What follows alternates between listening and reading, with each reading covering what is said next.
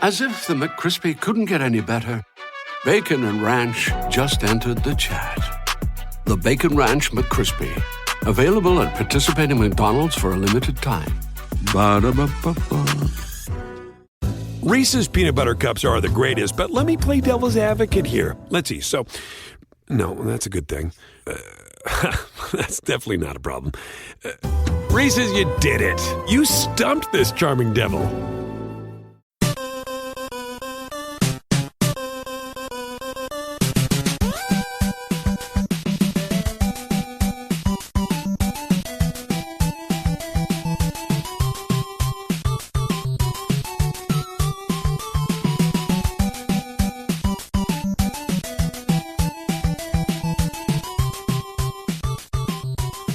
Welcome to the family. You're on Purple Mafia.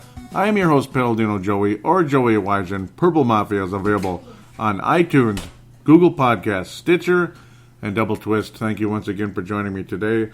We're going to review the playoffs and all that, preview the divisional round. Some pretty crazy upsets or unexpected victories, I guess you could say. Or just, well, I don't know. Just a wild, crazy weekend. Some games were awfully boring for a while that got very exciting at the end, basically. Except for the very first one. It was just boring, and that's all there was to it. And it's the only one I got correct, which is kind of embarrassing. So we'll leave that as is. Before we talk about the playoffs, though, we'll have a brief segment where it's just Vikings talk. Mike Zimmer's post-season presser, we'll say, a season-ending presser, basically looking for more toughness, more nastiness that we didn't have this past year, that was kind of missing, this and that.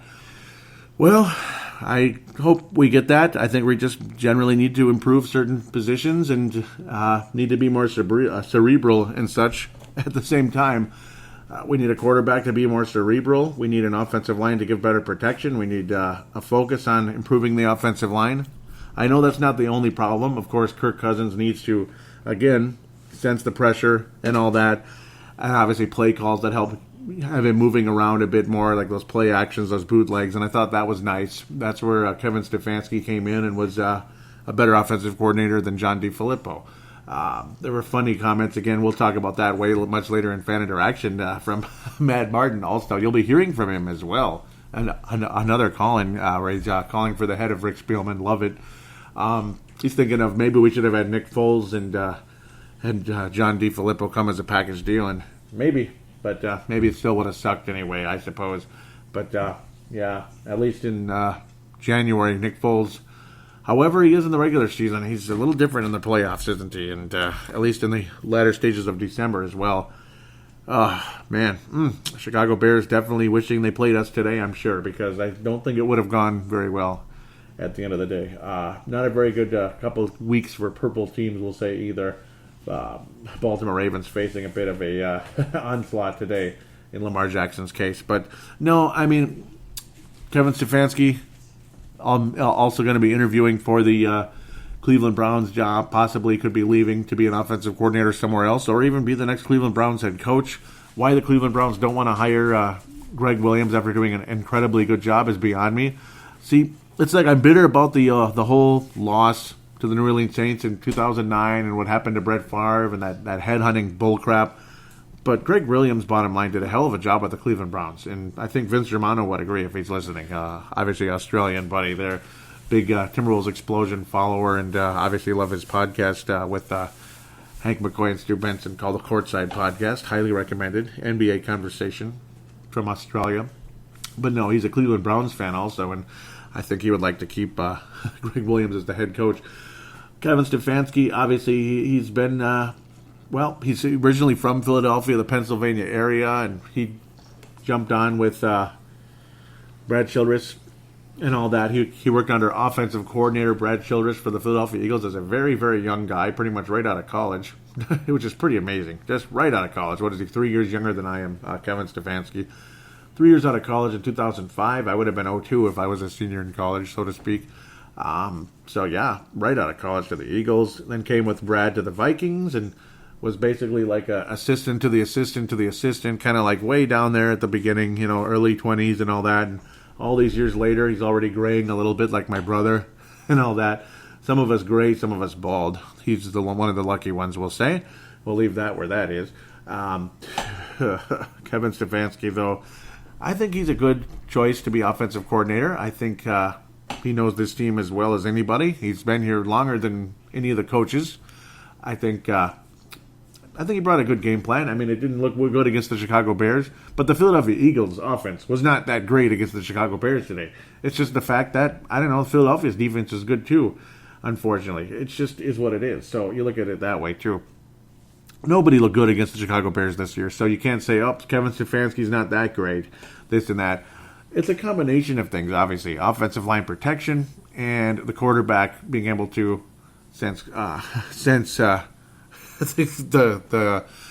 pocket closing in on him, sensing pressure, this and that, throw the ball away rather than take the sack or strip sack or force up an interception, the old chuck and duck, and of course the fakeness and the most corporate BS you'll ever see out of the guy in his closing press conference this year, because it was a lot of the same little stupid things he would say in previous years. Basically like, tough times don't last, tough guys do. So it's just like the same old thing. He said that years ago in Washington.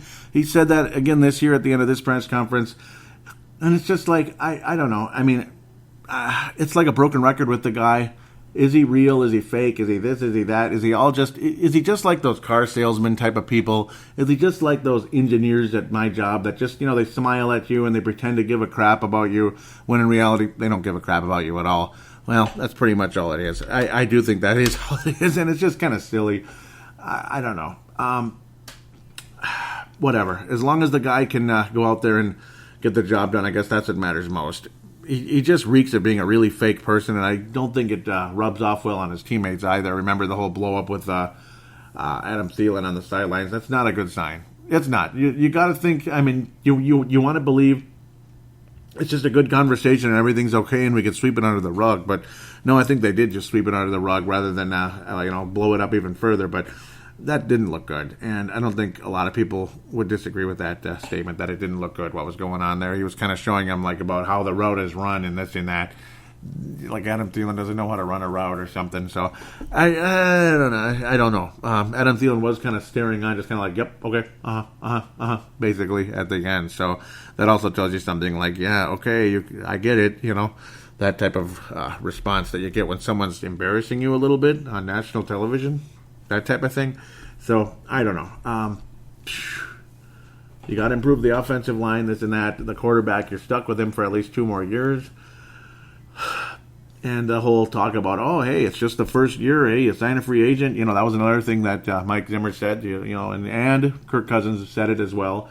It's the first year. The first year you can't expect everything to be spectacular.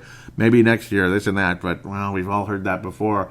Things worked out pretty good with another guy who came in here in his first year in 2009. They worked out pretty damn good. And his second year didn't go good, obviously. Age being a slight factor for him. But that kind of is what that is. I don't know if I'm buying that one. I don't think that's going to fly here with that. He had plenty of time in the offseason to learn the system, the schemes, and get things together. And I don't know. And he's had plenty of experience with the Washington Redskins in the past as well. So I don't know if I'm going to buy all of that. With that, I'm just going to take a quick break then and move on to the playoffs. We'll talk more Minnesota Vikings conversation as time goes on and probably get into some more conversation and fan interaction anyway as well, especially with Mad Martin's call. Let's talk about the playoffs.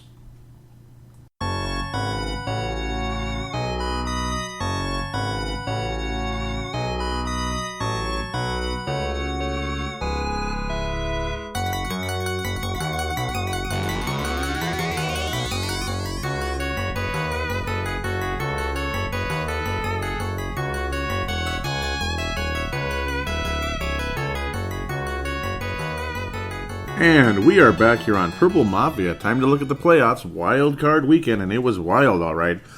There was a lot of boredom, and then things got more and more interesting. I mean, every single one of these games started off very boring and got more interesting, except the very, very, very first one.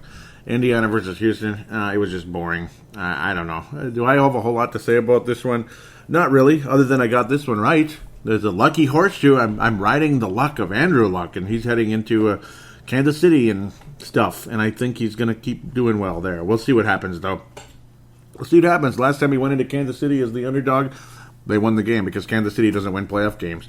Andrew Luck put the Indianapolis Colts up 14-0 with 4 minutes remaining in the first quarter. Did a pretty good job driving his team down the field. Adam Vinatieri still kicking. That guy's ancient history, and he still got it. He's the Methuselah of football right now, along with what would have been his partner in crime with Tom Brady. Too bad he's not still in New England. Wouldn't that be cool? Wouldn't that be cool? Instead, he's in Indianapolis, and he's been there for a long time. He left after 2005. It's been 12 years that Vinatieri left.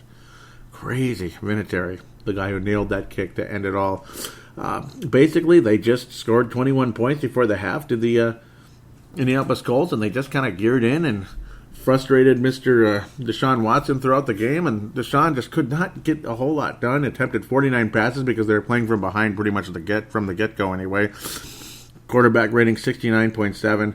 Deshaun just struggled throughout the entire game, and the Indianapolis Colts defense really showed up to play, and Marlon Mack just kept getting the first downs, kept moving the chains, and that was kind of all she wrote. I mean, he averaged about 6 1/3 yards a carry. I mean, that's just like nothing. I mean, Marlon Mack, so it's like he wasn't, there was hardly any resistance for Marlon Mack, and they just ran the clock down, and before you knew it, the Houston Texans, 11-5 division championship season is gone. Just like that. Just like another team I'm going to talk about, saving the best for last, so to speak. Very sad ending to that season after a hell of a year. It's just, that's what sucks about football playoffs, and we all know the feeling very well. We all know it very well. So promising, things feel so good, and how devastated we all would have been if the Vikings didn't even win one game in the playoffs last year, if the Minneapolis Miracle never happened, because that's exactly where that game was heading at the end of the day.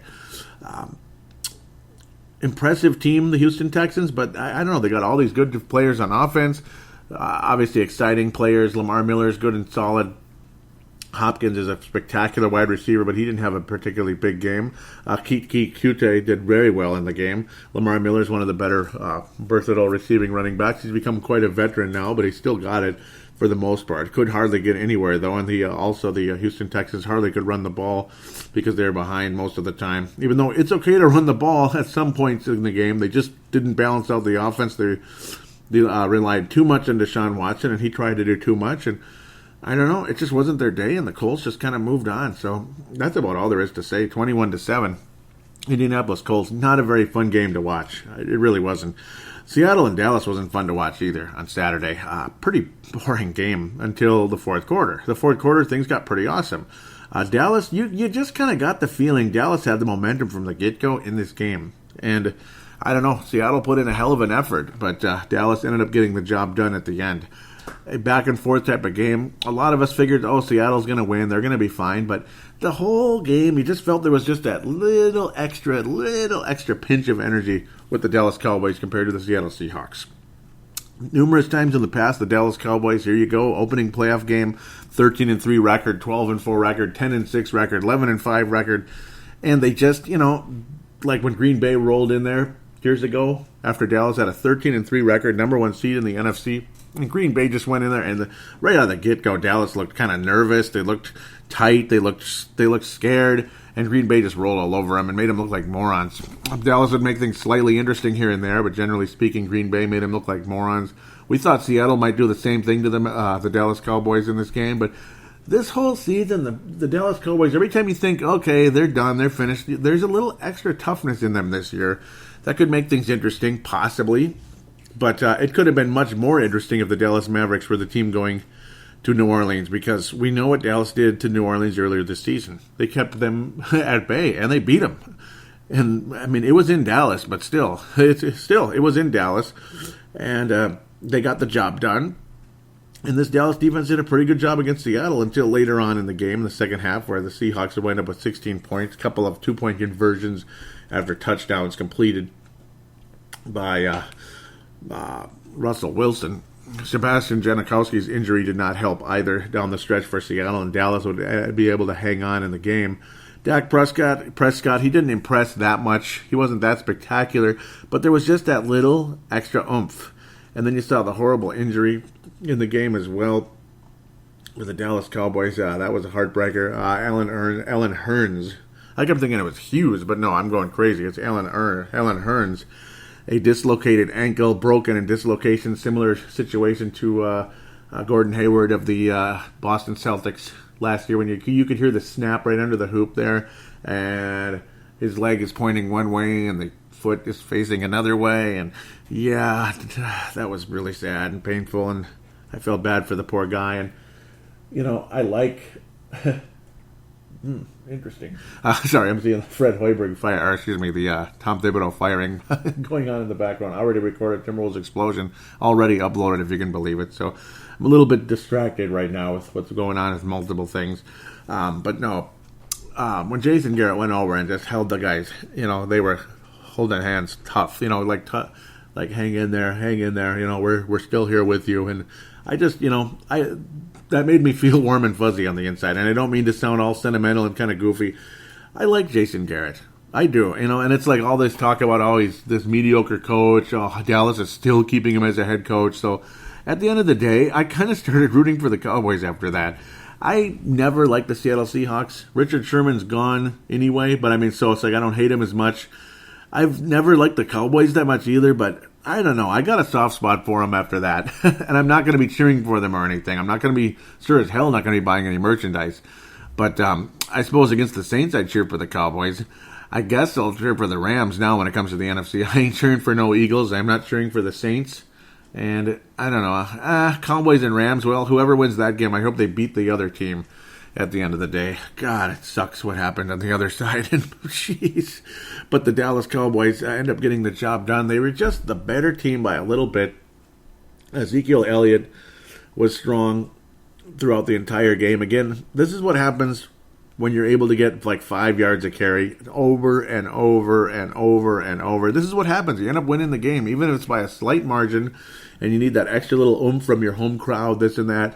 You just kind of had a feeling the Cowboys were going to pull this off throughout the game, even though Seattle, again, made it very, very interesting. And it was such a low-scoring, almost baseball score type of game at the half. And into the third quarter, it just got more and more boring as well. And then Seattle finally was able to score, make things extremely interesting. In fact, they finally took the lead for the first time since it was 6-3 anyway.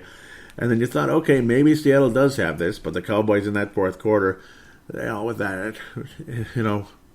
the following drive, they just got the job done. They were determined, and they never relinquished the lead after that, even though Seattle made it interesting down the stretch, but could not get the job done. There just was not enough time left, and the Cowboys were able to hold on ever so slightly. Again, the injury to Sebastian Janikowski did not help Seattle's matters. Again, a missed field goal along the way as well, which would have been the winner, but it was earlier on. But still, 3 points is 3 points, and those 3 points would have given Seattle a 25-24 win. But good on the Dallas Cowboys. I felt good for them after that, especially with the injury to Mr. Hearns. So, that poor guy. That was terrible. And I just felt a soft spot, when I saw them holding their hands tight like that. That was cool. I love what Jason Garrett did. And I always respect when players pray for the guy that's got hurt. At first, I was not sure what was going on, because you know how sometimes you get distracted and you don't see this and that immediately. I'm like, what's going on? And then it's like, oh, okay, I see now. At first, I was wondering, did he have a neck injury? But then it's like, you look close. Okay, yeah, that's what it was. So, terrible, nasty injury by Alan Hearns, and quite a shame indeed. So, God bless him and his speedy recovery. Hopefully, he can resume his career and play for Jason Garrett again someday. But Jason Garrett, only his second playoff win so far with the Dallas Cowboys. His previous victory was over the Detroit Lions just a few years ago. I believe in 2014, if I remember correctly. Yes, 2014, because 2015 they didn't make it, and 2016 Dallas already had Dallas had the top record in the conference. So years ago, I remember Detroit made the playoffs and all that. They were like 11-5 type of team. Them and the Packers were the top two teams in the division. Minnesota did not make it. Detroit was very good that year, but Dallas overcame them and then could not beat the Green Bay Packers later on. Frustrating. Indeed, it was the 2014 playoffs. The Dallas Cowboys were able to defeat the Detroit Lions, so that was the last victory for Jason Garrett in the postseason over Detroit, 24-20. I remember that being a very close game. I was actually cheering for Detroit in that game, and then Green Bay Dallas, a very close, frustrating game in Lambeau Field, where the Packers made things very interesting against the Seattle Seahawks. and ultimately choked that one away. Unfortunately for Green Bay, it just kind of was what it was. A very, very rainy, warm day in January in Seattle back in 2014. So I love going back in the past, even if it's a recent past. Dallas Cowboys just could not stop a key third down. Robert Cobb able to bring that one in and help the Green Bay Packers run the clock out and beat the Dallas Cowboys at the time. So, yeah, congrats on the Cowboys able to move on. And now we will move on into Sunday's games. The Chargers and the Baltimore Ravens. And the Chargers pretty much, again, they look like the team with the energy versus the team that was kind of tight, kind of nervous coming into it. Rookie quarterback versus veteran quarterback. 12-4 team. Road team at that, but 7-1 on the road this year. 7-1 on the road this year. Remember, their home building is not good. It doesn't even seat 30,000 people to the LA Chargers. So I think the NFL and the Chargers are both fine with playing on the road, despite them probably deserving some home field advantage throughout the playoffs, because they probably should at least be the number 2 seed if things were a little bit more fair with the record and everything, but that's just how it goes, and you don't win your division. Chargers just about had the damn thing, but could not finish the job. Just imagine if the Chargers had home field, but whatever. Baltimore Ravens were able to make that nice comeback, just like how, in a way, their opponents in the Super Bowl years ago in the Harbaugh Bowl, when Baltimore built a big early lead, San Francisco looked kind of shell-shocked, and they slowly, gradually made the comeback and made things more interesting, but still couldn't finish the job out. That's what the LA Chargers did, basically, with the Baltimore Ravens, building that lead, kick after kick after kick after kick after kick. And that Chicago kicker certainly does not live up to what the Los Angeles Chargers kicker did today. Michael Bagley. I'm thinking of Bagley all the time, but it's Badgley. That's kind of a weird name. He did miss one, but he made one from 53 yards and made 5 field goals throughout the game, 15 points. Just imagine if that was a fantasy football game, but I don't know. I suppose there's some fantasy football in the playoffs, but that's kind of hard to do at the end of the day. Great defense by the San Diego Chargers. They just called them San Diego again. The Los Angeles Chargers, 7 sacks on Lamar Jackson throughout the game today. Mr. Mobile, Mr. Spectacular, had about 700 yards rushing, and he didn't even start out the season as the quarterback. Joe Flacco didn't even have a single snap in the game. It looked like he was going to when he had his helmet on, like he was ready to go. Maybe he thought he was going to play, but it never happened, despite Lamar Jackson's struggles early on. But extremely nice comeback in the second half, scoring all 17 points, 14 of them in the fourth quarter. Lamar Jackson leading a few charges. Melvin Ingram III had 2 sacks and 7 total tackles throughout the game. 7 overall sacks for the LA Chargers. Almost had a scary moment there with when the Chargers had the game won. The game was over as the ball was run for a first down by Melvin Gordon III, and it looked like the game was all over and things were going to be okay. And then no, there was the holding call, and it was like, oh no, the Chargers are in trouble now. The key holding call that sent the Chargers back would give Baltimore one more chance, but then Lamar Jackson was strip sacked, which was a very Vikings-like ending. I know, be it when Teddy Bridgewater got strip sacked by the Arizona Cardinals, and of course Mr. Kirk Cousins earlier this season in the against the LA Rams after that nice comeback, making things extremely interesting. Kirk Cousins strip sacked before he even got a chance to do anything in that game, and that's what took place with Lamar Jackson. The LA Chargers look like a team that could go all the way. I'm going to stick with my prediction, without a doubt, and you know I am. I said the team that won this game will go to the Super Bowl. So basically the team that wins the game next week, New England and the Chargers, will go to the Super Bowl. And maybe they'll win it, but I kind of think it's coming out of the NFC, unfortunately. I'm not sure. I don't like anybody in the NFC right now except maybe kind of the Rams, just because hope they keep wearing those retro uniforms. But the Chargers pretty much took it to Baltimore early and often throughout the entire game, and I thought they did a hell of a job today. At the end of the day, first ever win for Phillip Rivers without throwing a single touchdown pass. He was only sacked once. Good, solid protection for Phillip Rivers, and he was able to get rid of the ball when he needed to, this and that. Only 1 sack throughout the game. No turnovers of any kind. No interceptions for Phillip Rivers. Just guided his team where he needed to. Melvin Gordon was able to get into the end zone. And again, the Chargers were able to get the job done with so many field goals. Michael Badgley able to nail everything. I mean, he did miss one. I shouldn't say that. And then Justin Tucker did miss one also down the stretch, which would have helped, but it did not kill Baltimore's chances. It would have been nice if they were within 3 instead of 6, though, on that final drive, so they wouldn't have to be so desperate to get down the field in a short amount of time. But nice comeback for Crabtree, again, a guy who ended up losing to the Baltimore Ravens 6 years ago in the Super Bowl. Michael Crabtree ending up getting a couple of touchdowns from Lamar Jackson, including a 31-yarder, which was a pretty good play. Lamar Jackson showing the arm a little bit there, and again, getting the job done and getting the Ravens back in it to get the home crowd rolling. But unfortunately, for a lot of the home teams this past weekend, only one would survive and come home with the victory. And it was the Dallas Cowboys, the one nobody really expected. Nobody expected the Cowboys to win this weekend. Okay, some people did, but a lot of people were going against Dallas. They're the only team that protected home fields. The Bears didn't do it. The Baltimore Ravens didn't do it. And nor did the Houston Texans. So let's talk about the Chicago Bears. And this was definitely the feature presentation, even though it was an awfully boring game for an awfully long time. And the fact that the Bears were never getting into a point where, okay, they have a safe lead. They never had a safe lead in this game. In fact, Philadelphia had a lead for an extended period, the 3-6. They had the 10-6 lead for it felt like forever. Then the Bears finally made things interesting, but ultimately Philadelphia ends up surviving. The Bears, though, probably still should have won this game. Yes, they should have won this game. It's very similar to the Seattle game years ago. Luckily for the Bears, there wasn't any major turnovers. In fact, in a game when you have Nick Foles not doing all that great, quarterback rating of 77.7, 266 yards, a couple of interceptions in the game. But I mean, the key stat is also he didn't get sacked that much. He didn't get pressured all that much, but was forced into a couple of turnovers. Some great, tricky defensive sets by the Chicago Bears. The fact, again, 2 interceptions thrown by Nick Foles, and they couldn't capitalize. They just could not get the job done because Philadelphia's defense is almost as good as theirs. Philadelphia's defense looks absolutely spectacular once again, and if Nick Foles gets in any type of a rhythm again, it's going to be extremely interesting. We'll just have to wait and see. Me personally, I'm not sure Philadelphia can survive New Orleans, but maybe. If somebody can, I guess it's them. I guess it's them now. Yeah, which will probably drive me into my next big take going into next week, I think, for the NFC. Yep, you can probably guess what it is.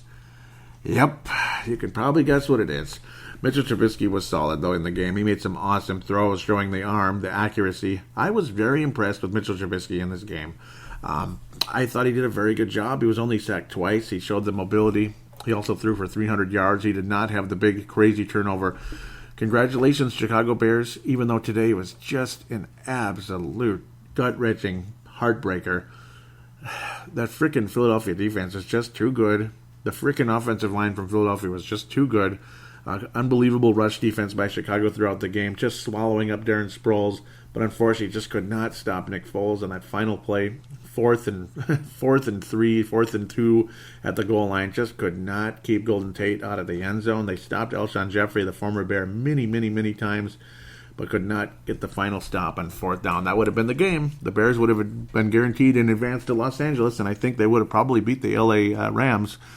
But yeah, I think they would have beaten the LA Rams and headed to New Orleans for the NFC title game. But unfortunately for the Bears, it's better luck next year now at this point. Allen Robinson was unbelievable in the game, but so was Mitchell Trubisky. It was a great combination, both of them playing together.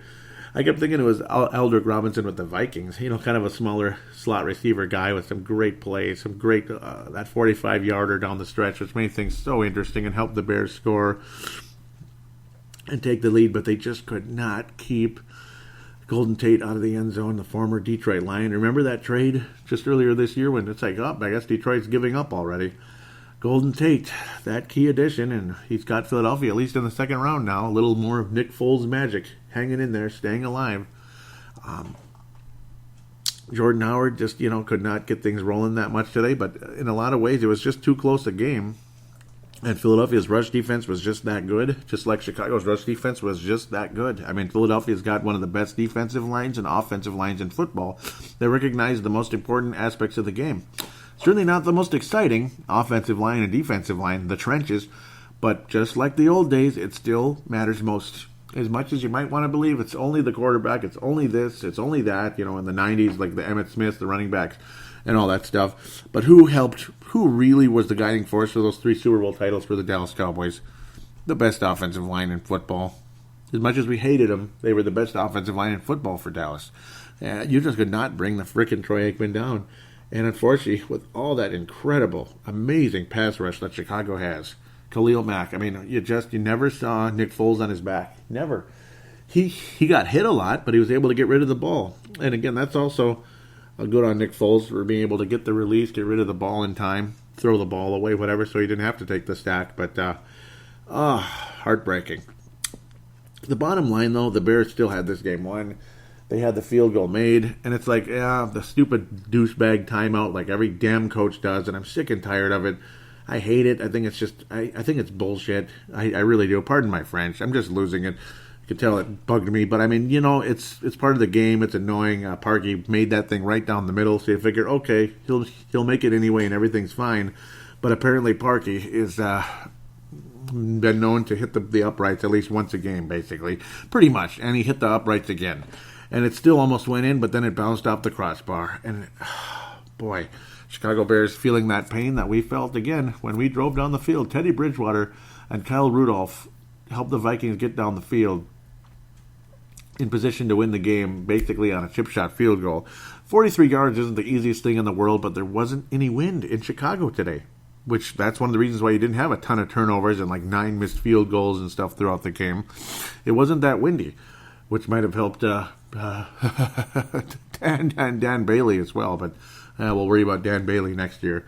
And I do want to keep Dan Bailey, by the way. I want to keep Dan Bailey. I don't think there's any reason to get rid of him. But Cody Parkey off the uprights again, and Chicago feeling that Blair Walsh pain once again. Don't be surprised if Chicago might bring in Kai Forbath or something next year. In fact, I highly recommend that unless Jacksonville wants to hang on to Kai Forbath. We'll just have to wait and see if that's the case. The Chicago Bears, though, unfortunately for them, losers today. 16-15, Philadelphia was just a little bit better. They just kept the Bears at bay for such a long time. I mean, Mitchell Trubisky, it's like he wasn't spectacular, obviously, but I think it was more Philadelphia's defense than Mitchell Trubisky was bad. I mean, Trubisky tore the Vikings to pieces, and the Vikings defense is awfully good too.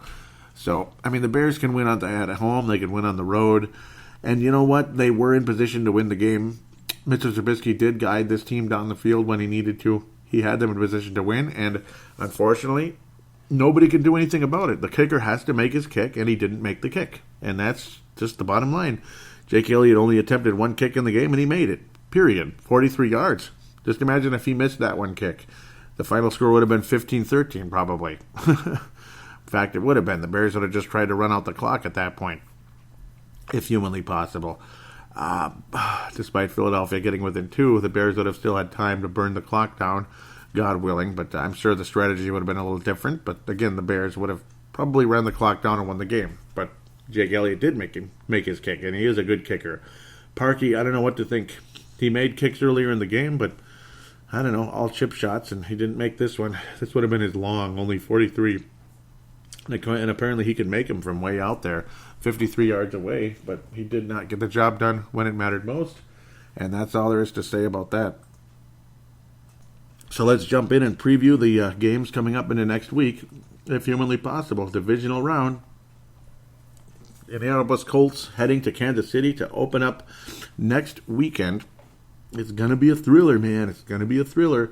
The Kansas City Chiefs versus the Indianapolis Colts. I do think the Colts continue their winning ways, and I think the Kansas City Chiefs continue to not get the job done in the postseason. Unfortunately for them, number 1 seed and all that. It's going to be a high-scoring game. The Indianapolis Colts have gone into Kansas City with Andrew Luck before and have gotten the job done. Obviously, it was a different team, but I think this is a better team than the team that did it last time around. Even though Andrew Luck was spectacular, these are the 2 leading quarterbacks in the NFL with touchdown passes this year, if you can believe it, which is pretty crazy when you think about it. So Luck basically 40 touchdown passes, 39, and then Mr. Patrick Mahomes with 50 touchdown passes. But I just got that feeling the Kansas City Chiefs are going to go home frustrated and unhappy once again. Andy Reid had moments in the playoffs, but he's underachieved as well. He had some great moments in the playoffs, on occasion taking a 6-seeded Philadelphia Eagles to the conference final, which they just might do again this year. Who knows? Maybe. If anybody can beat the Saints, I guess it's them. I guess. But it seems like those days are done and dusted. And Kansas City, again, I'll remind you once again for the 900 bajillionth time, the Kansas City Chiefs have not won a playoff game since 1993. It needs to end. And if the Chiefs get the job done, more power to them. Maybe they will go to the Super Bowl finally for the first time since 1969. And unfortunately, the team that they beat that year is very close to home. In fact, that was the day, that was the beginning of the Minnesota Vikings underachieving in the playoffs. That was the beginning of it all.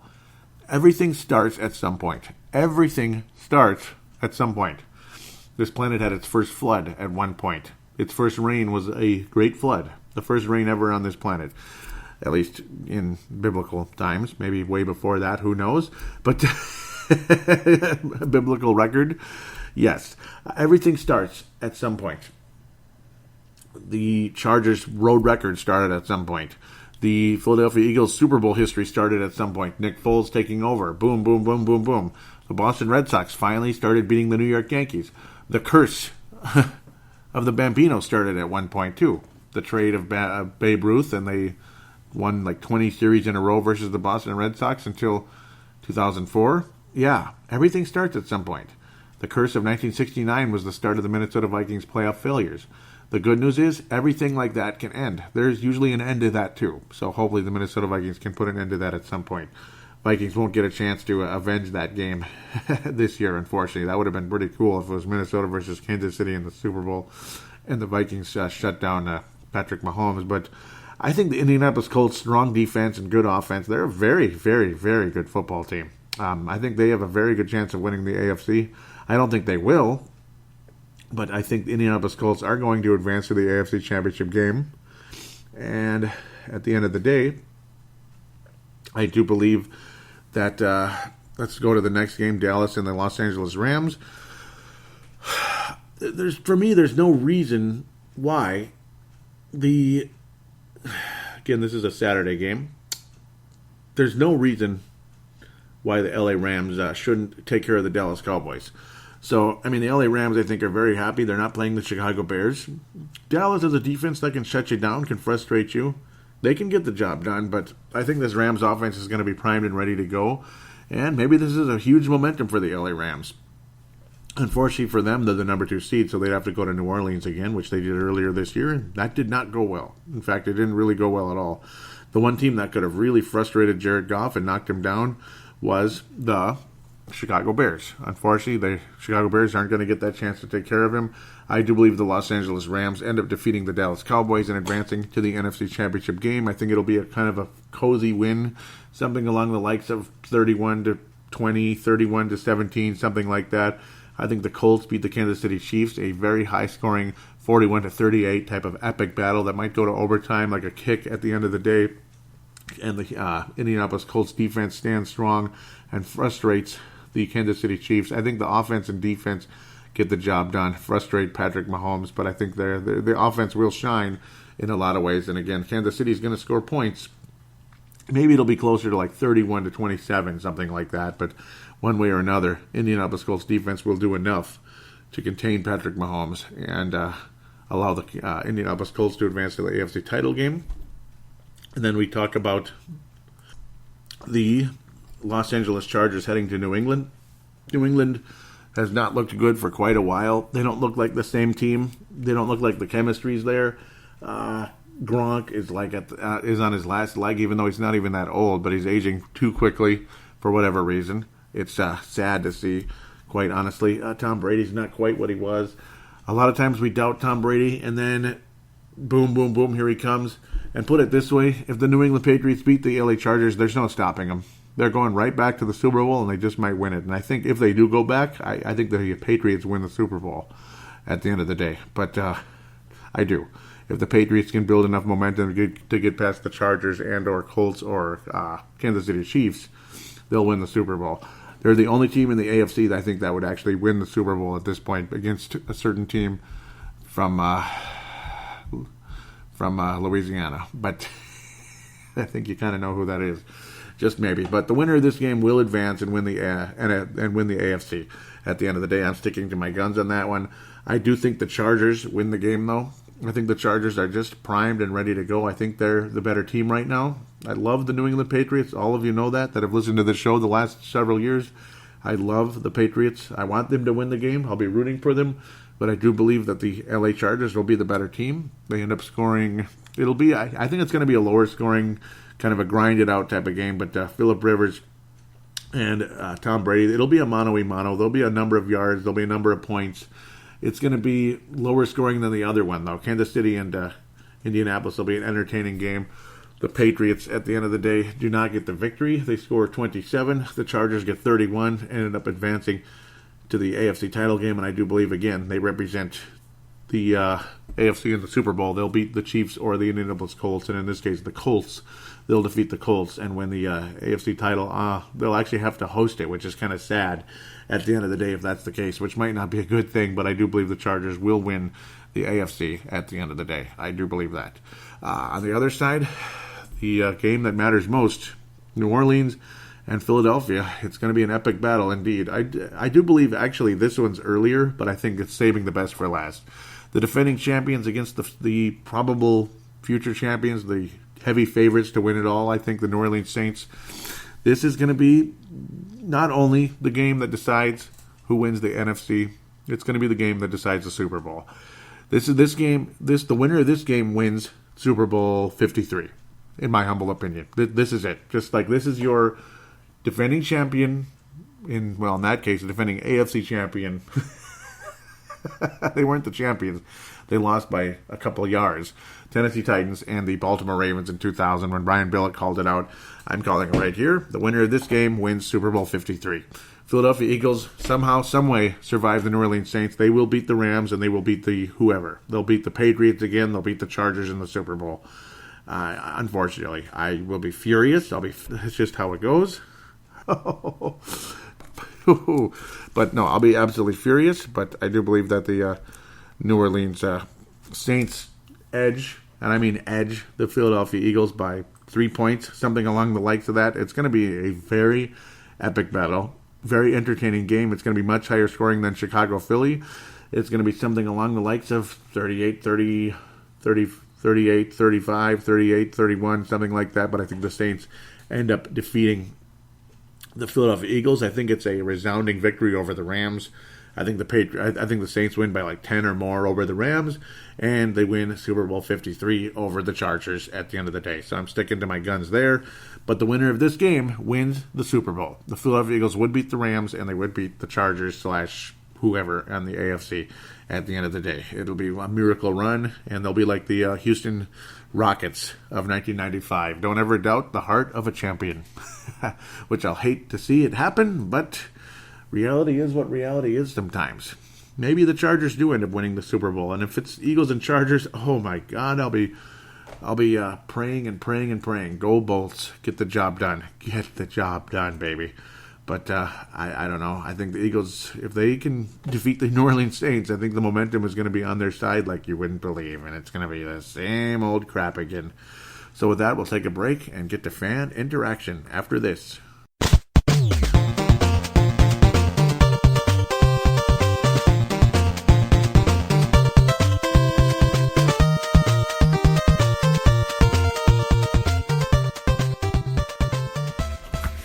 Hi Joe, it's the day after the game. The trouble with this front office is they felt Cousins was the final piece in the jigsaw to winning the Super Bowl. And let's be brutally honest, over the years, that has been a major issue with this team. Oh, we've had a decent season, we just need to plug in X, Y, and Z, and we're ready to rock and roll all the way to the promised land. And it's always backfired. You can't do it. Now, I'm not sure how many people were following in the 80s, obviously with the Herschel Walker business. We gave up all those picks that went to Dallas, and Dallas won 2 Super Bowls off that. Now, I'm not saying we would have won a Super Bowl. We'd have probably found ways to screw up in the draft, but equally, you don't know. You know, the simple fact is Spielman has gone out and he's overspent on a mid-grade quarterback. Who's a system quarterback. And his record, he's not won a postseason game. Is it 4-25 against winning teams? So we can all see why Washington did not commit big money. And those that want to defend Cousins, fine. Yeah, I get it. Washington weren't a very good team. They didn't have a very good offence, and they didn't have a great defence either. But he's come to a team with a top-tier defence and a couple of stellar wide receivers, luckily for Rick, because I don't really want to get going on the Rick Spielman Essential Drafting Guide, which has been, quite frankly, garbage. If you look at the players, or especially the players in the quarterback position that he's brought in, it's been pretty dire. Ponder was a bloody disaster.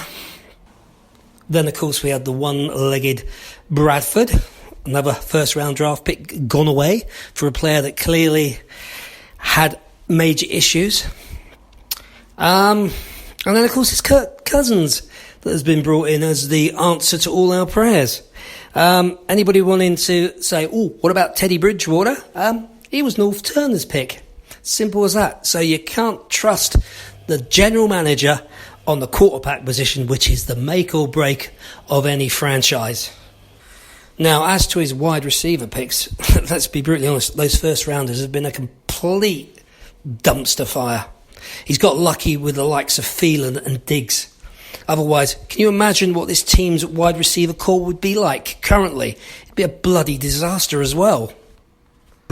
Now, when it comes to the draft, and I'm no football expert, I'm a fan, personally, you surely have to go for most urgent area of need, not best player available at the position. I think the problem with drafting is that Zimmer's perhaps had too much influence over the drafting. You know, we've constantly drafted defence, and we've completely said, we'll be fine, we can keep them to 20 points or below, we'll win. Well, that ain't working out too well, is it? We're not winning. So if these clowns don't want to be disrespectful for Zimmer, because I do like him, draft bloody defensive line or cornerback in the first round of this year's draft, they deserve firing. I mean, I'm pissed, and I think all fans of this team should be pissed. The conceited arrogance of thinking, we're going to pay Kirk Cousins $84 million and we'll be playoff bound, blah, blah, bloody blah. And what we've got is this disaster. It's not good enough. It really isn't good enough. Disappointed. But as the season progressed, I wasn't surprised. That game last night was a microcosm of the whole bloody season. They performed once reasonably well against Seattle. Other than that, it was garbage. Get off my soapbox now, Joey. Look forward to the next podcast. As to the Super Bowl, I hope it's either the Chargers or the Kansas City Chiefs that pull it off. Skol, brothers and sisters. Happy New Year again, Joey. Great work as always. And I look forward to hearing your thoughts on the postseason and everything else that goes on. Wow, that may have been the best call-in I have ever had on any show in my entire podcasting career. I'm not kidding. That summed it up so well, Dave Martin, out of Northern Scotland. I mean, I'm almost speechless. It was just perfect. I mean, you summed up GM Rick Spielman's career so perfectly, it's not even funny. And it's like, all I can say is I can't disagree with anything you said. I mean, most of what I can say, I won't do it justice. You did such a good job. I'd be just rehashing and saying, I agree. But yeah, of course I agree. I mean, you look at the quarterback history, the wide receiver in the first round history is a joke. Yes, the only thing is, okay, sure, he hit with a couple people like Stephon Diggs in the fifth round, which does prove you don't need to take wide receivers until later on. You really don't, unless it's a can't-miss no-brainer. That's the only reason. Where Treadwell was not a can't-miss no-brainer. Reaching for Ponder was just plain stupid. So it is what it is. Incredible history there. As for Bridgewater, I have no idea who truly wanted him. I mean, I guess it was Norv Turner, yes. I guess it was. God bless him, though. I wish he was still our quarterback. Go ahead and, certain people locally might say that's a lazy take. I don't think it is. I would love to have Teddy Bridgewater still as the quarterback. I don't know. Kirk Cousins' body of work to me, did not add up to the money, did not add up to the commitment. It's not the money as much as it is the commitment, because when you put that kind of money down, it is a commitment where it's him or bust. It's him or bust. And if he busts, we're bust. We're busted, that type of thing. And again, like you said, the arrogance of not taking offensive line, common sense type of stuff, not taking just a common sense type of stuff. You have a leaking ship, patch it up. You have the patches right over there. Instead, no, let's just buy more oars and keep rowing. You moron, patch it up, please. Patch it up. So stuff like that. Let's just get more oars and keep rowing. It'll be okay. Makes perfect sense. Get another oar. Okay, oh yeah, that's a beautiful oar. Look at that thing. That is the best oar ever. Like getting Mike Hughes the best cornerback ever, blah, blah, blah. Oh, it broke because it hit an iceberg. Crap. It was a really good oar, but we made a mistake and it broke. Oops, we bumped into something. It was just really bad luck. So, like, obviously, Mike Hughes' injury was bad luck. It wasn't, it's not his fault. It would be like, we're stupid and we made a mistake. But anyhow, yeah, again, I'm not doing your call justice. That call was unbelievable. I mean, if he's not a star candidate for this show, I don't know who is. So, that was just freaking awesome. I hope that, I bet a lot of you were like, yeah, here. That is like the best thing I've ever heard, basically. Gerald String also had a comment. I'm going to get to it now. Maybe I shouldn't have pressed it. Now I screwed up everything. I should just stick that one somewhere else so I could read it simply. Yep. And it's screwed up already, which is just great. That's what I love about Facebook. So I'll read what Gerald String had to say. He said, just posted in Purple Mafia. You were 100% spot on. Bears should have never let the Eagles into the playoffs. No way Cousins could have done what Foles can do when it counts. Nice call. I'm almost starting to pull for the Eagles here a little bit. Oh, no. Look at you. Interesting to see what they can do. Take care. Oh, it's interesting, but I refuse to pull for the Eagles. No, I'm sorry. I'm not gonna join you with that one. I refuse to pull for them. The only team I suppose I wouldn't mind seeing them beat would be the team they're playing, the frickin' Saints. So I guess I kind of get that, but I don't know. It's like one jackass team versus another, I suppose, as I'm finally getting back where I needed to be. Leading off the last show, Purple Mafia episode 284, Wasted Season. This, of course, is reviewing Wildcard and previewing Divisionals and all that. Justin Meir Henry says, glad I was freezing my butt off in Michigan instead of watching this team let me down again. That was against the Bears. Let's get back to the good old there's always next year. Oh, boy, look at you. Justin Meir Henry out of Colorado. Chris Porter out of Idaho says, yeah, sorry about those Vikings, bud. I saw Wasted Season. That's how I was feeling about our season as well. And yes, Chris Porter, a Pittsburgh Steelers fan, as they went through the same thing, pretty much the same record, same situation for the Pittsburgh Steelers, 8-7-1, and off they go, unfortunately, for them. I do believe, actually, they were 9-6-1. That's my bad. So, that situation. There he is. Gerald String says, great show, Joey. It's official. You are correct. Bears wish they would have let the Vikings win. That's the one thing, yes. They wish they would have let the Vikings win because they would have easily beaten us. No way Cousins could pull off what Foles has been able to do when it counts the most. Eagles playing some dang good ball on this little run. And, yeah, here we go again, right?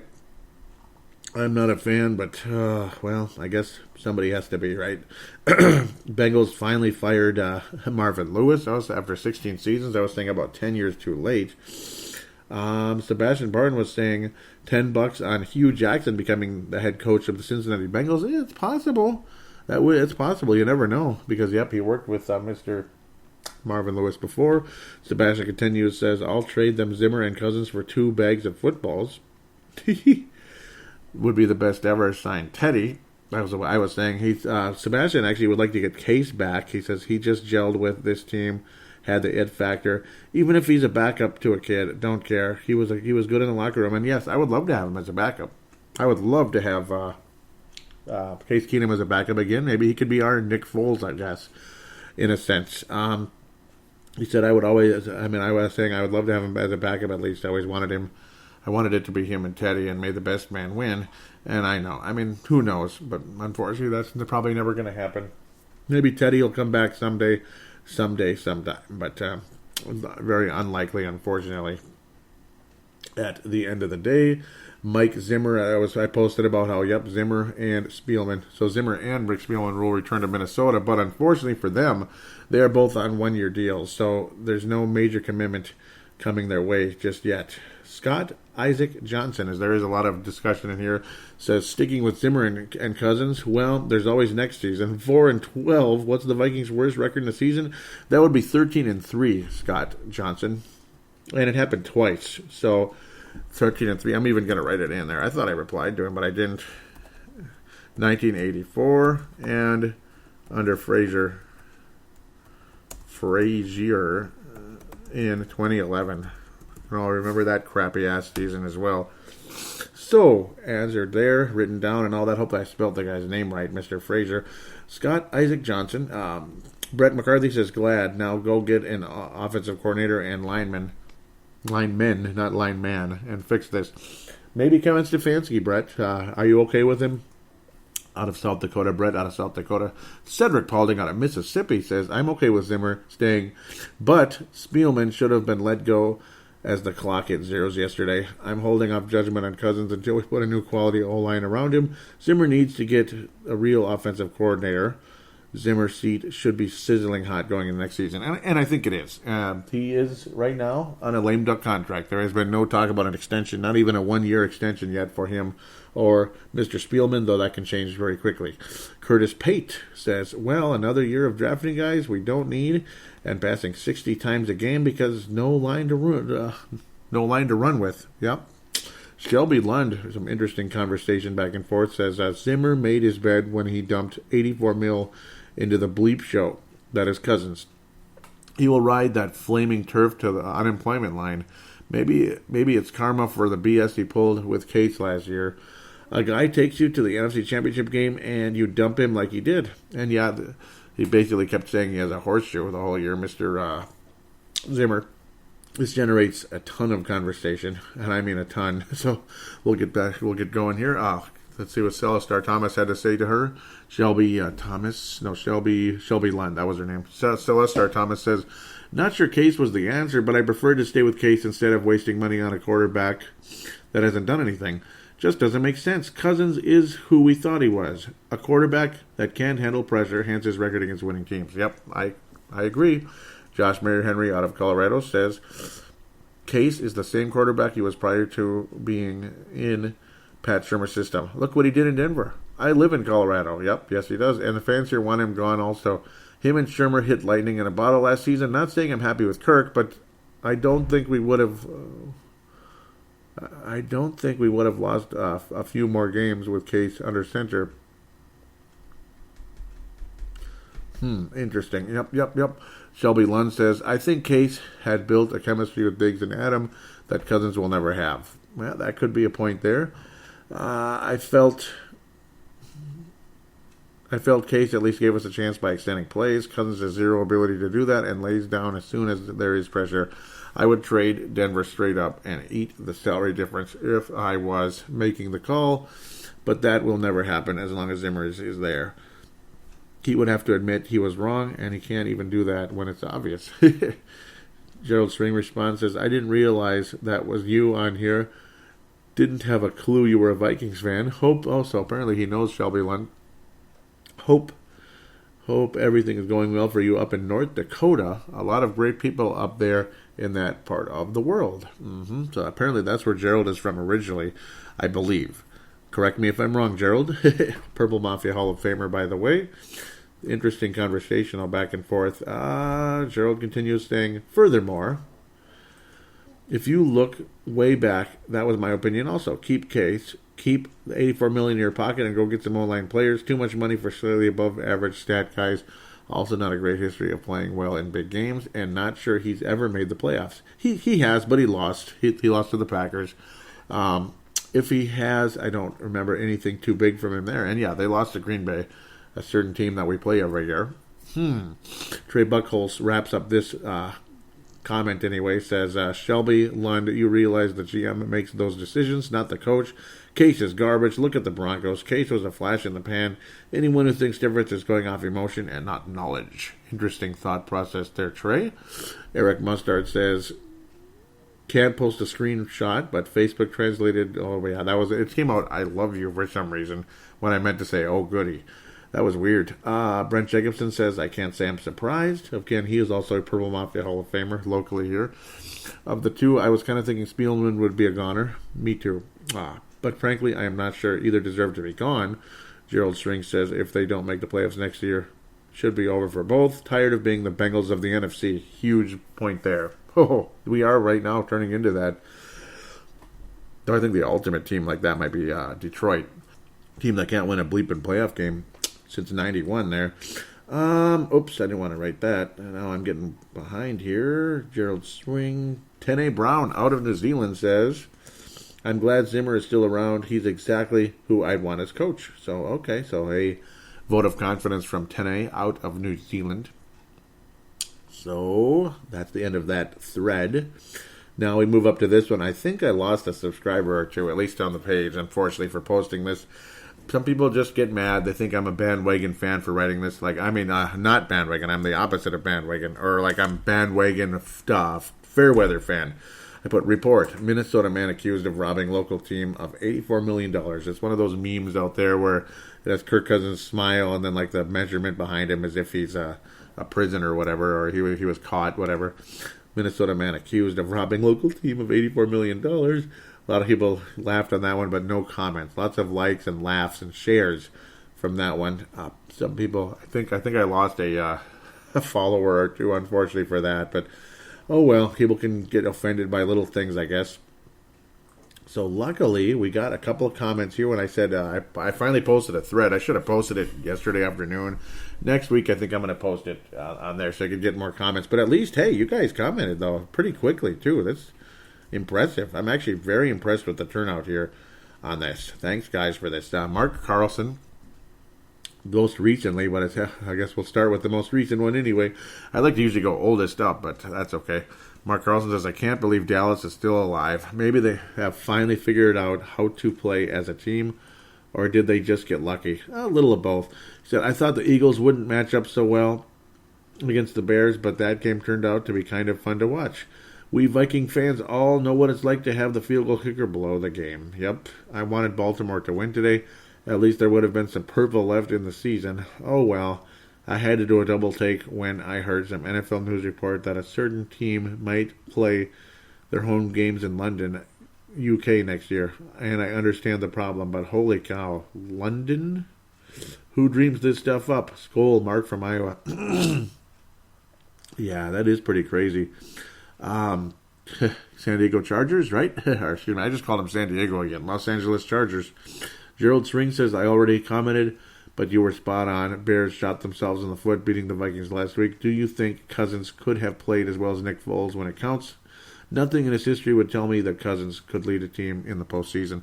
And I couldn't agree more, Gerald. I don't have a whole lot of faith that Cousins would have went into Chicago and got the job done. And if he did, he would have proved us all wrong. And hell yeah, he would have been a hero.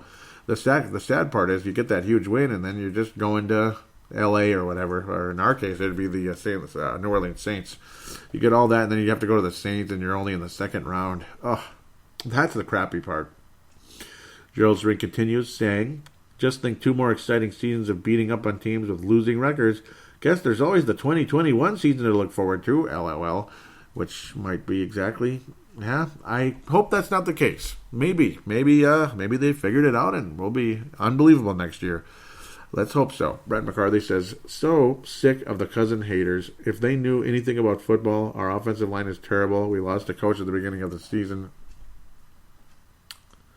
Fired one in the middle of the season. All the offensive side of the ball. Hopefully Brett McCarthy wasn't the one that unliked the show on Facebook, so I apologize about the Cousin haters. I apologize, but I'm mad at him too, though, and I do get it. The offensive line is terrible. We lost a coach at the beginning of the season, fired one in the middle of the season, all on the offensive side of the ball. We need to fix the O-line, get a good offensive coordinator. That will turn things around. Now the games were good. All road teams won, I do believe. Some shaky reg called this weekend. Look at the Colts and and their draft of linemen to protect Luck. I am liking them so far, and the Eagles are very scrappy. Went nose to nose with the Bears. And yes, the Eagles have the best offensive line in football still, pretty much for the most part. And yes, the Colts are the good O-line. Yes, having an O-line is in front of Cousins is good. And again, the different play calling where you have Cousins running the bootleg and such, so he's not just standing there getting eaten alive if the protection does break down. So I like what Kevin Stefanski brings to the Vikings as an offensive coordinator. Is there an upgrade out there? Possibly. Jim Caldwell, possibly someone from the LA Rams. There's been talk about that, their quarterback coach, this and that. So we'll just have to wait and see where things go. Some up-and-comer here and there.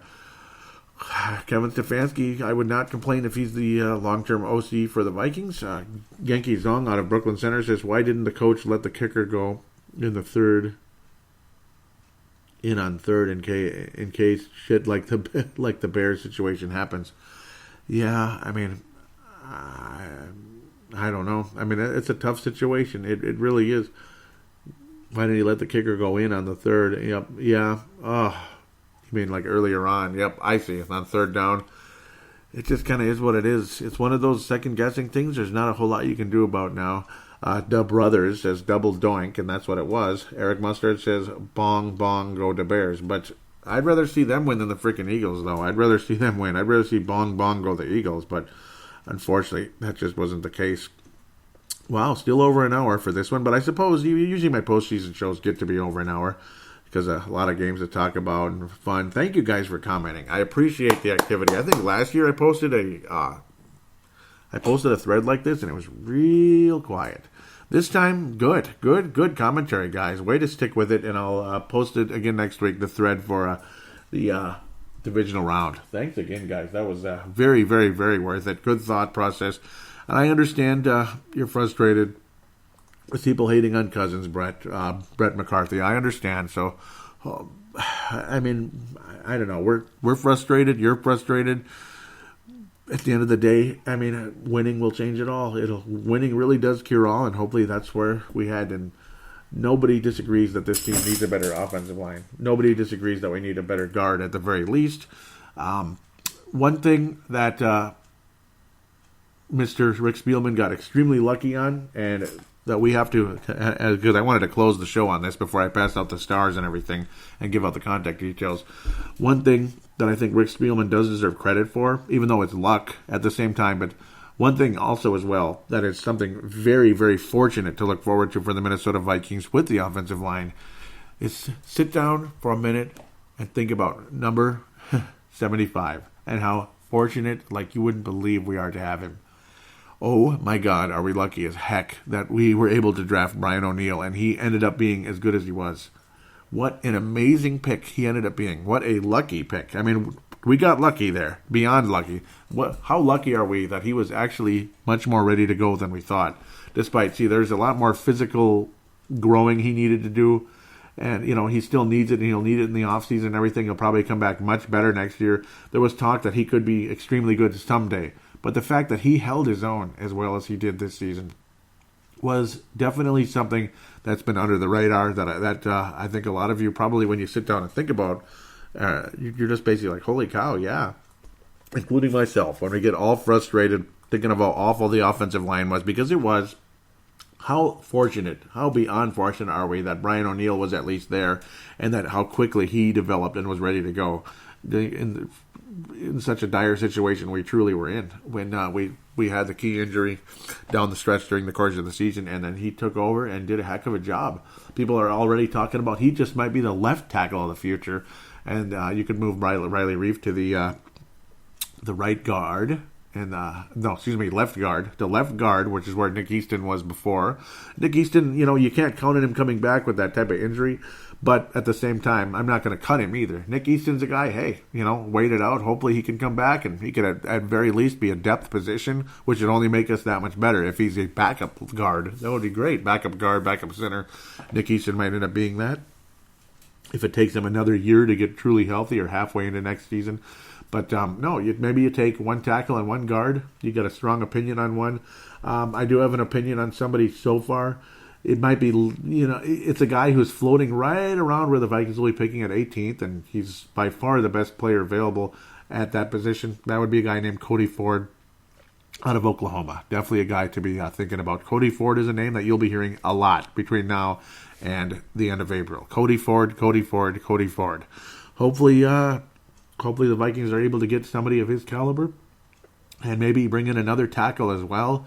Brian O'Neill, Riley Reif at another tackle. I mean, you're in good shape at the end of the day. So we'll just have to wait and see how things continue to head during the course of time. But thank God for Brian O'Neill. How fortunate are we that he was there when all those other players were drafted, and we just sat there waiting, hoping, somebody's going to slip down, and oh man, how lucky, beyond luck, that he was there, and how even more lucky that he ended up being as good as he truly is. So thank God in heaven for Brian O'Neill, a guy who could be a starting tackle on this team for the next 10 to 15 years, I bet. And that is a wonderful feeling. Get another Brian O'Neill, or somebody who's maybe more ready to play than Brian O'Neill even was, at a guard position especially, and maybe even a tackle, and bada bing, bada boom, before you know it, the Vikings offensive line could be in the better half of the league rather than the worst half. And that would be a place to start for some significant success for this offense in the coming years. Thank God we also have Stephon Diggs and Adam Thielen, both under the age of 30. Dalvin Cook was just in his second year, and he showed signs of how spectacular he could be. So definitely still signs of positivity coming for the offensive line and, of course, the Minnesota Vikings offense. And, again, well, there are defensive players available in the draft that you can continue to take in the second, third, whatever. Third, fourth, maybe not second, but in the third or fourth round. That might end up being really good as well. Everson Griffin was a fourth-round pick. Mackenzie Alexander was a second-rounder, and my goodness, did he turn out to be something? Holton Hill was undrafted. Who knows? So offensive line, it's really unlikely you're going to get somebody undrafted there. But in other positions, we'll just have to wait and see. With that, the gold star for this episode is definitely going to go to Mad Martin. The silver star, which is going to have some gold plating on, it's going to go to Gerald String. Brett McCarthy deserves another silver star as well, I think. Thank you guys so much for the conversation. Mark Carlson bringing in the bronze along with... I'm going to give it to Mark Carlson, the bronze star for sure, and Josh Mayer-Henry. Thanks, guys, for some good conversation today. Thank you for your participation. Shelby Lund, actually, should also get a bronze. Thank you. Good conversation. We don't have to agree with each other, but it was a hell of a good conversation back and forth. All of you, thank you so much for your involvement with this show. Absolutely great. Very, very, very, very, very underrated, very underappreciated. As much as I appreciate it, I can't tell you how much I appreciate it because it means so much to the show in so many ways. Leland. Oh, Leland, you deserve a star. You're going to get a silver because you gave me a very nice rating on the iTunes before I sign off. I want to thank those of you out there in the past that have given positive reviews on iTunes, and those of you that could, it only helps the show. It really does help, and I really appreciate it. It's necessary because it got so quiet for so long, and man, and there were some trolls for a while, including one of the guys who I thought was a friend, gave me a 5-star rating about 10 years ago, and then he decided one day he didn't like me for whatever reason, and then he just changed it over to a 1. So that was nice of him. It just all of a sudden was a 1. So Leland from Iowa says, nice podcast for Viking fans with a great following on Facebook to boot. And yep, you're part of that great following, Leland, and thank you very much. Gold-plated silver star for Leland. Thank you again. God bless you for posting that, and those of you that could as well. Any of you out there that I've never met, please post a positive rating on iTunes if you could, and join the Facebook page at Purple Mafia Show. At Purple Mafia Show is the Twitter account. I don't think I even mentioned any of that, which is terrible. Mad Martin, that's where all the tweets came from. At Purple Mafia Show. Going to give a shout out to MN Vikings Haven. In-game threads, conversation during the course of the week, just fun interaction with all of you out there. It's so fun. It's so nice, and I enjoy all of you that join in the conversation on that page. And thank Trevor Wickerin for allowing me to post links to Purple Mafia on that Facebook page. Thanks again, and God bless. The Facebook page here for Purple Mafia is facebook.com/Purple Mafia Show. Facebook.com/Purple Mafia Show. Thanks again in advance for joining that if you could, and jump into the conversation. Now let's get to the phone lines. 209-736-7877. 209-736-7877. It is a voicemail. Do treat it as such. Mention you're calling in for the Purple Mafia Show. Your statement, shout out, comment, question, and opine. It's more than greatly appreciated to have you join in. It's a 3-minute limit because it is an actual voicemail. There's the Call Now button on the Facebook page, which goes to the same number through Facebook Messenger, so it's free as long as you're connected to the internet somehow, some way, or cellular service, whatever it is. Same thing, goes through the same thing. Same phone line and everything. 3-minute limit on that one. And then there is the audio submission rule, which I highly recommend. That is what Mad Martin uses, and it works like a charm. You can use a free voice recording application on your smart device, treat it like a phone call, save it, and send it to paladinolive@yahoo.com, paladinolive@yahoo.com. In Mad Martin's case, I think he might be using a recording application on his laptop or desktop, whatever it is, with a real microphone, which sounds freaking awesome. I mean, it literally sounds podcasting level. The guy's voice is great for radio. The guy's presence, his strength and his takes, his thoughtfulness when he comes out, his thoughtfulness when he delivers his takes it's just outstanding. I mean, there is so much there when Mad Martin speaks, and I can't thank you enough for being a part of this show. If it's 5 minutes, 10 minutes, whatever it is so awesome. And hey, any of you are out there are welcome to join in as well. Thanks again, Mad Martin. Again, but yeah, when you email it to paladinolive@yahoo.com, I can convert it into an MP3 file. Thanks to Zumzar.com. Thanks again for that website for providing that service. More than happy to give them a free plug because that service helps me do my show. So, hell, it's more than worth it. They give me a free service. I give them a free thing right back. God bless you, Zumzar.com. Thanks again, Mad Martin, and others that have called in the past. God bless you.